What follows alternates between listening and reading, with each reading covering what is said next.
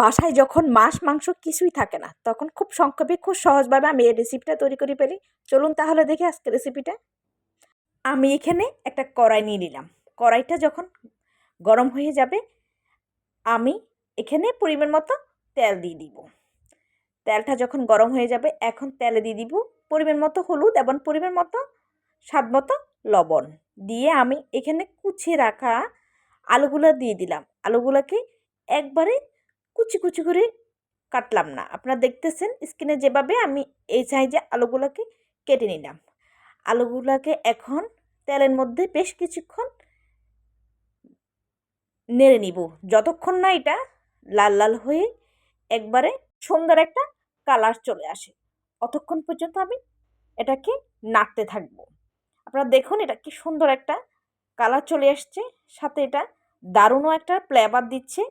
আমি এখানে এখন দিয়ে দিলাম পেঁয়াজ কুচি 2টা, 4-5টা কাঁচামরিচ ফালি, সাথে একটু রসুন দিয়ে দিলাম। দিয়ে আমি এটাকে 2-1 মিনিট ভালোভাবে নেড়ে ছেড়ে দিব, যতক্ষণ না পেঁয়াজ কুচিটা একটু হালকা ব্রাউন হয়ে যায়। এখন পেঁয়াজ কুচিটা নেড়ে ছেড়ে দিলাম।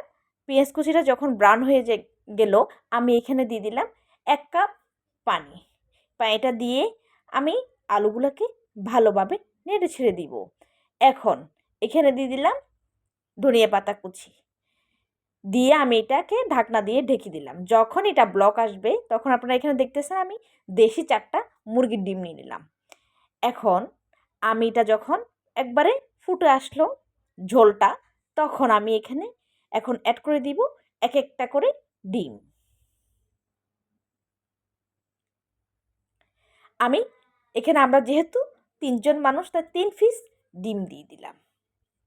ডিমগুলো দিয়ে আমি এখন ঢাকনা দিয়ে কিছুক্ষণ ঢেকে এটাকে রান্না করব।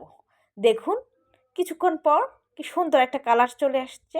আপনারা চাইলে এটাকে আরও কিছু পানি দিয়ে আপনারা যেরকম ঝোল খেতে চান, পাতলা বা গাঢ়, ওভাবে এটাকে তৈরি করে নামিয়ে নেবেন। আমি এটাকে এভাবে ঝোল দিয়ে গাঢ় করে নামিয়ে নিলাম। দেখুন কি সুন্দর একটা অর্গানিক কালার আসছে।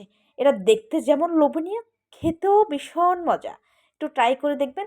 তবে একটা টিপস আপনাদের জন্য দিয়ে দিই, যারা আমার মতো আলসে, খুব সহজে কোনো কিছু করতে পারেন না, তাদের জন্য এই রেসিপিটা কিন্তু পারফেক্ট।